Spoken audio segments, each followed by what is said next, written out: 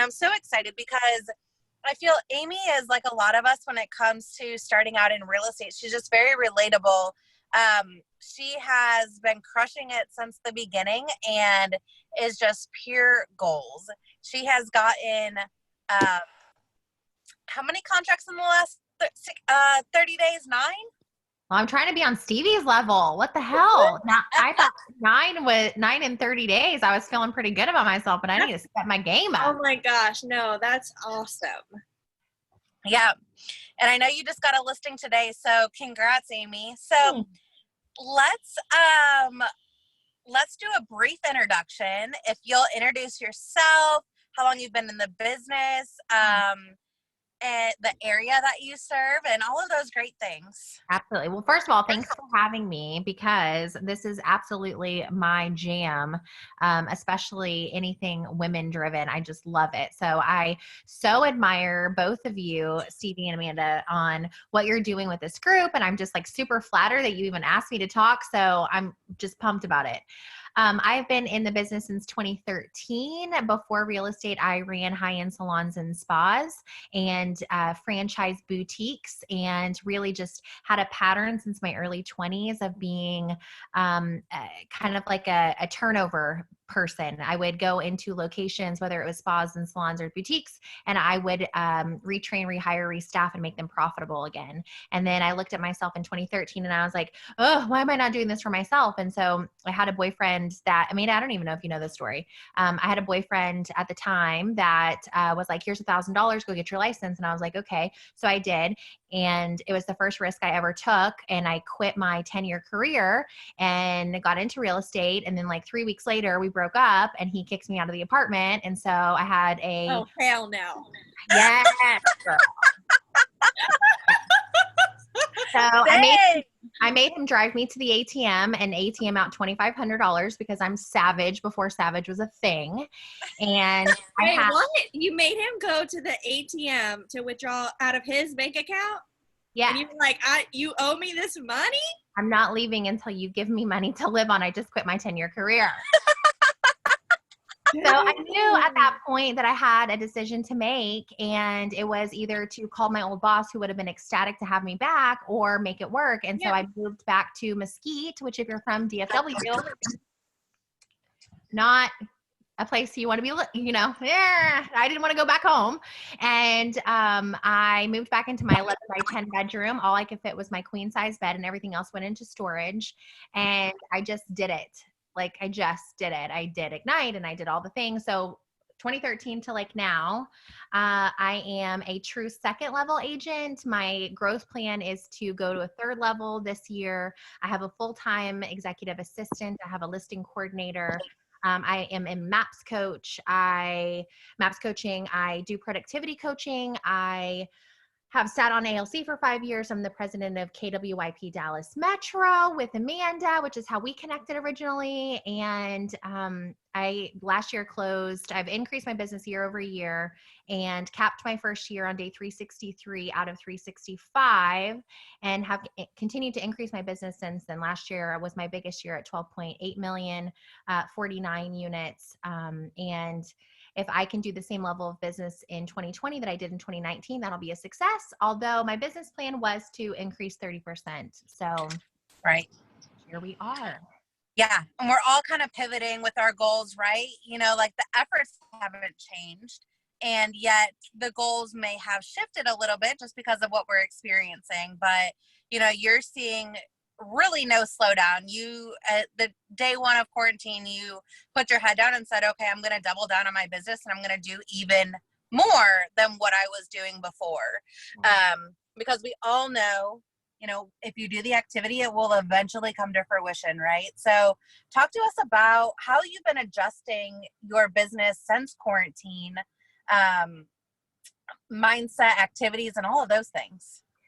Well, I had, you know, to be honest, I had a freak out for the first few weeks. Just, in Dallas, so going back to areas I service, my brokerage is in Plano, which is a northern suburb, and I live on the east side of town in eastern suburb. So I really cover kind of like all of north of Dallas and going out east.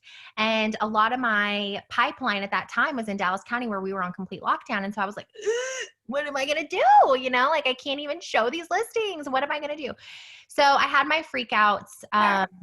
I took a lot of melatonin to sleep because I lose sleep when I stress. Some people stress eat, some people stress drink. Like I just can't sleep. And so I really realized that I was going to double lead gen like they were saying. And I was on a lot of Zooms and I was listening to a lot of information, and I'm not a news watcher. Like, so if you are, then that like, I just am not. I don't even listen to the radio. So that wasn't my issue, but I was just hearing all the chatter, right? Like chatter, and everyone else's fear and trauma. And I decided that I wasn't going to listen to anybody else, that I was going to be very purposeful about who was getting into my mind. And I'm already a protector of that anyway. I'm a big fan of the savers. Oh yeah. Yeah. So I'm a big fan of that anyway. And like, man, I had to like double that and Legion. And really protected my mind. So when I shifted, I was like, if I'm going to have to lead gen like all day. And I remember sitting on the floor of my fiance's house that we needed to sell, and which we did, and it closed last week. Multiple offers in COVID, like how is that even possible? Love it. Yeah. And I just stayed. I never stopped the momentum of the contacts in this sphere. And I did voicemail drops to my database on, hey, I'm thinking about you. Call me back. It's so weird that it went straight to voicemail. Call me back. I want to talk to you. And they did call me back. Like I had 47 missed calls that day. Were you using Slide Dial? Slide Dial. Yeah. Slide broadcast is a lot cheaper. Red light, green light, managing profits. Slide broadcast is a lot cheaper. I slayed expenses. I adjusted my assistant's pay. Oh shoot! So you had to tell her like I got real. Oh yeah. damn. I mean, my GCI is 30% down right now. It won't be, but it is right this moment. And so I adjusted, I removed bonus and adjusted pay, and had to come to Jesus about how this is to stay in business, and everybody that's not pivoting isn't going to be here. Yeah. And I'm not willing to not have a job for you. How did that conversation go? Terrible. Yeah, that's what I was just going to ask. No, she thanked me. Oh, okay. She thanked me. And she text messaged me afterwards, and she was like, I would not want to be in business with anyone else but you, and this is proving that again. Well, she probably was nervous herself and maybe felt as though she might be out of a job. Yeah, furlough is a scary word. Yeah, right. Like the fact that she still had a job, was that what she was thankful for? Yeah, I think so. And that it's obvious, and we have conversations about profit and loss. And I paid a lot. I put her through the Your Realty Leverage training process, and she's been in director of operations training, and I've poured into her training. So she knows the MRA talk and is part of all those conversations. And we talk profit a lot, and she talks it back to me. So that's helpful, right? Like that's helpful. And the goal is to have that restored ASAP. Yeah. And I'm going to work my ass off, and she's going to slay. And then we're going to be able to tell the survival story after all of this. Wow. That's right. Great. I love that. And for anybody that's listening that's not KW, so MREA is the Millionaire Real Estate Agent book. It's the red book written by Gary Keller.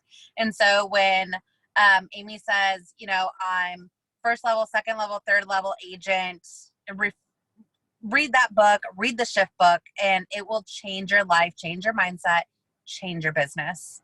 Mm-hmm. So, wow, I love that. And that's one of the things that, Amy, I appreciate you of just like being like so honest and transparent. Like, hey, I had to have this not fun conversation with my admin, who is my right-hand man in business. And like, we just had to have the conversation, and I didn't know how it was going to go. This is how it went. And, look at us now.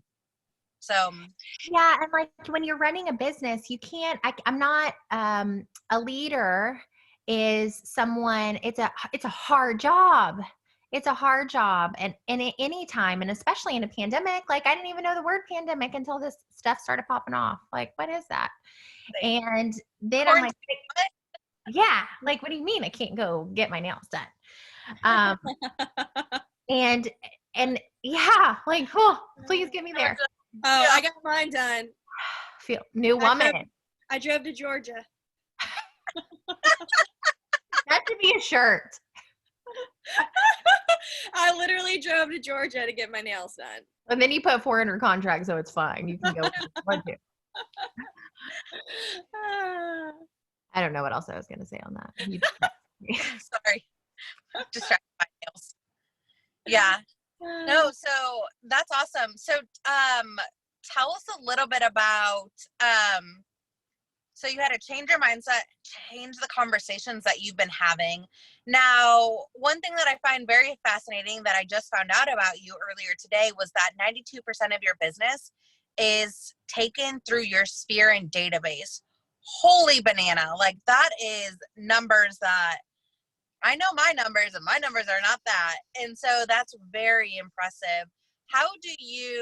What systems are you using? What conversations are you having? Like, what's something, if somebody here on the call was like, yes, my Sphere and my database is exactly who I want to be communicating with and have much success with, what sort of system, follow-up system, and all of that should I be utilizing? So I run out of the KW, the Keller Williams CRM command, and I run a second CRM, Lion Desk. And I use social media at a high level to stay in contact with my Sphere. And I'm constantly having conversations, and I'm very intentional about my social media, and I'm intentional about the message, and I'm intentional about my networking and my communication with just people that I know. And I'm always like, so I think that's when you get into the business, get into real estate or any sales, you kind of feel like scared to say, hey, send me a referral. And I am like talking about that before you even sign a buyer rep. Like, I'm talking about this is how it is going to be. You're going to love working with me, and it's a threat and a promise that I'm never going away. And this is why you'll have a great experience, and you will refer all your friends and family. And I also do daily affirmations, and part of my affirmations, and when this all started popping off, that was one of the things that I did. I started a daily affirmation thread that I text my coach every morning when I wake up, and I text my daily affirmation thread with my script and role play partners. And bless their hearts, like if you're my script and role play partner, which I have two, I had three. I fired one because it wasn't good for my mindset during all of this. And like, I'm just going to make you do weird stuff. And part of it's that we're all going to text message affirmations every morning. So that's what we do. And part of it is can I just tell y'all what it is? Yeah. Okay, so my affirmation every day is, my tried and true was always amazing things bless my life every day, and I couldn't stop them if I tried. And now my affirmation is, I'm a powerhouse businesswoman, and I attract new clients that need me like a magnet, and I take action every single day, and my business grows because of my action. And so, like, every morning I'm like, coffee, vitamins, affirmations, coffee, vitamins, affirmations. So going back to like Sphere, I've just continued. As soon as this started to happen, I'm like, I'm thinking about you. How are you? I'm thinking about you. What do you need? Let me talk to you. There's going to be weird stuff that happens this year. And if you need to talk about it, I don't have all the answers, and I'm not a guru, but I'm friends with a lot of smart people. So if you are thinking about something's gone awry that was not in your plans this year, I'm happy to connect you with somebody that's smarter than me to talk about it before you make any decisions. And just that, like, I did a pop by. I had a client event. That's not happening. I waited till the last minute to cancel it because I'm hard-headed, and I'm thinking I'm just going to figure out a way to do quarantine with the Easter Bunny, and that didn't work. So I did a pop by, and I drove by everybody's house, and even people that weren't on my original list, and drop stuff off. So it's just hard. It's like, be real and be genuine and have some heart in it. And people see that, and they want people that care about them. That's so cheesy. Yeah. So cheesy. No. I love that. I mean, I think that especially like right now, like, it's coming down to relationships, right? Like, you know, some of the conversations that I have is, hey, how's it going? And they're like, hey, not in the market. And I'm like, no. Like, this is not a conversation about that. I'm just checking in. How are you? Yeah. How's your business? You know, how's your family? How's, you know, homeschooling going? I can't even imagine how that's going. You know, so yeah, I agree with you. It's just, it starts with people, right? And having those conversations. That's awesome. I didn't know what to say. So I didn't know what to say to some people when they're like, how's the market? Because when I talk to them, they know that real estate is my life. And so I didn't know what to say to how's the market, what's going on. So I practiced it. I wrote a script and I practiced it for like 5 weeks straight. Because like everybody asked you, right? Like after you like, how are you doing and all these things, then of course they're going to ask you how you're doing, and you're in real estate and they genuinely want to know, even if they're not looking to buy or sell, they are curious about their investment. And something that I wanted to mention was, with me reaching out to people, I was a little bit nervous because some people I hadn't talked to in a really long time. But my conversations were so awesome. They were so real, genuine, and it was great to catch up with people. And I was like, why don't I do this more often? Like, why does something crazy have to happen in order for me to touch base with them? Like, these are real human beings that we know each other, and we should feel comfortable to give them a call and be like, hey, how's it going? And then also, just because I do so much on social media and they see how busy I am, and I think it just means so much more. Like, we're all busy, right? Like, we all have lives and we're all so busy. And I think it just means that much more when you pick up the phone and you're just like, hey girl, how's it going? How are you doing? Like, when people pick up the phone and call me, and I haven't talked to them in so long, I don't know, I hang up the phone and I'm like, that was so nice. Yeah. And I bet they do the same thing, like when you make those calls. So that's just something that I've learned from this, is like, touch base more, just see how people are doing. You know, it's nothing extravagant at all, you know? They really care about who you are as a person and what's going on. And during a lot of this, they're having conversations that are full of negativity and fear. And it's kind of refreshing to have one that's not chocked full of fear. Somebody asked what the script is when they said how's the market. I can send it out to anyone. If you want to add me on Facebook, I'll message it to you. But basically there's benefits, right? You know, what I'm seeing right now is that there's benefits for both buyers and sellers. And this could be a huge opportunity to build wealth. There's really low inventory and buyers are still out taking advantage. And so if this is an opportunity for you to make a move that you've been thinking about in years past, it's going to be an incredibly smart move this year. And here's why. People are going to be fighting over your home, and then you're going to be buying with more negotiating power than you experienced in years past. I think what was so helpful was really being positive. Like, there was so many people around me that were beyond negative. Like, I told Amanda, I was like, we're going to be on lockdown, I think, for 6 months from like what I'm hearing. Right. Yeah. And like, my parents called me and they were like, it's not just going to be a recession. It's going to be a Great Depression. And it was like, I almost had to be like, stop calling me, like, stop updating me on the news drama. And there was like so many people around me who were just like that. But when I was having conversations, when I was making calls and to, past clients and friends and stuff, like, I didn't mention any of those things because I was like, I don't really know if any of those things are true. And I'm just going to show up and be myself and be positive. And I think that's why I have the business that I'm having right now. A lot of realtors were extremely negative, and I don't know, I feel like we're bringing fear onto other people. And with me, it's like, they're not going to get that. Like, I'm realistic, but we can only control so much. And we have to keep moving forward. We all need somewhere to live at the end of the day. Yes. And there are plenty I remember having conversations, because y'all know expireds are my jam. And so I would call expireds, first week into quarantine, and people are like, well, yeah, my home expired because my agent, their brokerage, closed their doors for the time being. Oh, wow. And I mean, those are real conversations. And they were brokerages. Amy, I'm sure you know of some of them too. And it was like, okay, well, here, let me kind of change your mindset on that a little bit. One of the things that I had sent out about partway through quarantine, and I got a amazing, great responses from, it was The guy from The Office, the young, cute guy. I don't even know his name because I never watched The Office that much. But he started doing. What is it? John Krasinski. Yeah, that one, Krasinski. That one. He started doing. It was called like Some Good News. Some Good News. I was gonna say feel good. Yeah, Some Good News. So he had like he started to do it on Facebook or on YouTube, and it was like all these like super cute, like he was trying to be like a news anchor, but it was like funny. And so I thought it was hilarious. It was like 15 minutes, and like at the end of it, it was kind of like tearing up, like funny though. And so I put together this like super cute like email text message and sent it out to all these people, and they were like, oh my gosh, thanks for the laughs, this was so great, brightened up my day, I'm sharing it on Facebook, you know. And that was my opportunity, like, well, tag me, you know, if we're not already friends on Facebook, you know. And so just things like that again, not even real estate related, and it's just an opportunity to reach out to people and just be, you know, have human interaction, have positivity going around. Yeah.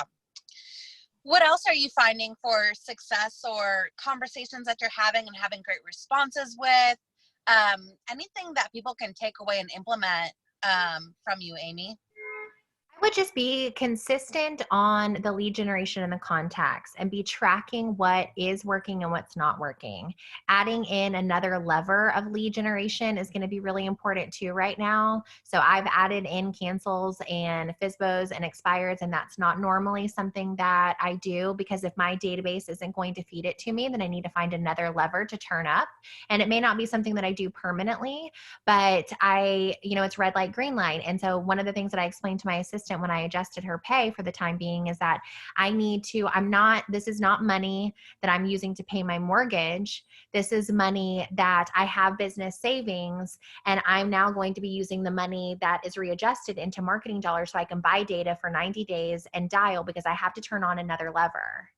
And so I'm very busy now with referral and also agent referral, which is interesting to me because I got really intentional about agent to agent referral business like 2 years ago when I got into mastery coaching, because there's so many networking opportunities, and that's really been serving me. And I don't know if it's because other agents are just nonstop lead genning like I am, and then they're starting to have these conversations.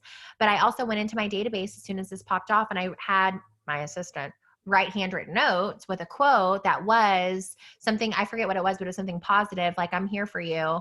And then I wanted to share my favorite quote, nothing about COVID, nothing about referral partner, nothing about anything. And then just boom, sent that out with a business card. And right now I have 4 under contract of my 9 that are that. And wow. Agent to agent referrals. And like, where were y'all last year, by the way? But yeah, I'll take it now. And just really loving on them as their people are under contract with me, and letting them know how I'm serving them at a high level, because they know so many other agents and they're on their brokerage Facebook pages. Mm-hmm. And when they tag Dallas, I want them to, to plug me. So I think that's kind of a helpful tool too, that I didn't realize was going to come out of all of this. Yeah.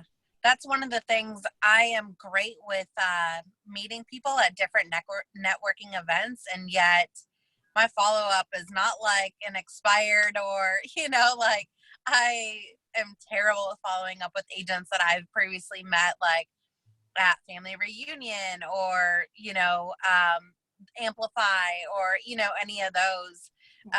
So that is a really great point. I might need to work on that. Thanks. Well, no, I'm terrible at that also. And that's why I have an assistant, so that she can be good at the things I'm terrible at. Because if I had to write a handwritten note, it would never get done. And I would sit with that stack of business cards like I did for my first 5 years on my desk and not do anything with them. And now we have a system. I come home and I bring her a stack, and she does handwritten notes. She puts them in the database. She finds them on Facebook. Like, she does all the, the things. All the things. Yeah. Wow. I love that. I need to get an assistant. A lot. Let me tell you, a lot. Oh my gosh. Because there's a lot of great things that I'm good at and a lot of great things that I'm not so great at. So stay in your lane, stay at what you're good at. I'm very clear that I need to be out in front of people. That is my strength. I do not need to be at an open house. I have no business being at an open house. I need to be at a little kid's birthday party, sitting on the floor next to 5 other mothers making friends. Like, that's what I need to be doing. I see people giggling because you know what I'm talking about. And I'm not even a biological mother. I'm trying to learn this stepmom life, but. Oh, I love it. That's so great. Well, we do have a couple of minutes. Does anybody else have any other questions that you want to ask Amy, Stevie, or I? Let us know, or anything else, Amy, that you want to cover or share? I mean, there's a couple of tidbits I have about referrals that I really watch social media, and I use social media as like a sneaky, creepy way to creep on my people. So when they get pregnant, I send them an immediate gift, a sonogram picture from Amazon. I use Amazon at a really high level to directly send stuff to them. As soon as I get an agent-to-agent referral, I send the agent a gift. When I get a regular referral, I send that person a gift. You have to, Pavlov's theory, like treat, treat, treat, treat. What gifts do you send? Like to another agent or to someone that sends you a referral? For men, I send funky trouser socks. Oh. Directly to them. I send Starbucks cards. I send Amazon gift cards. Okay. I send, if I know that they're a steak person, I'll send them a Bob's card. Oh. For clients, I'll send them tumblers that say, there's like these cute tumblers that you can get on Amazon that says you're awesome. And I'll send that to them. It kind of depends. A lot of my clients that refer are repeat offenders. Mm-hmm. And so I start to like get creative with what I send them. Yeah. And that's helpful. Like I have one client that she just always sends me people. Like that's the listing I took today was her grandma. And I sent her a mani-pedi gift certificate because I know that's like, she wants to get her nails done. Like I know where she goes and I sent that to her. Yeah, that's perfect. And I see. Yeah, go ahead. I just inbox them. Like, oh my gosh, thank you so much for sending me grandma. What is your address? I'd love to send a little something to your porch in the next few days. That's awesome. What I've been working on lately is getting all of my people. So I've been doing DTD2, which is a Keller Williams. If you guys know what that is, it's amazing. And it's helped me add so many people that I normally would not have conversations with. And I picked up 2 new buyers from doing that. But it's simply messaging them on either Facebook or texting them if I don't have their information. And it's just, how's it going? Are you still working? Are you doing like the Zoom school graduation ceremony type of thing? Just talking life. And then, hey, I'm updating my address book and I realized that I don't have your address. Can I get that from you? Can I get your email? Just simply asking, and they're like, sure. And then, 3 days later when they get something from me in the mail, they're like, oh my God, thank you so much. I've been very intentional about writing handwritten note cards and getting addresses. That's been like my main focus the past like 6 weeks. And I've built up my database of just people, past coworkers, friends of friends, whatever. And even like small business restaurant owners, like sending them items. I got a text the other day from Smoke and Ash Barbecue. If you guys ever see me post about barbecue, it's always from the same place. We love this restaurant, and the owners are just super sweet. And she was like, thanks for sending me a Mother's Day card. That was so sweet and thoughtful of you. Just small things like that just make the biggest difference. Yeah. They're in front of people all the time. It's super smart. Yeah, absolutely. So where can people find you, Amy?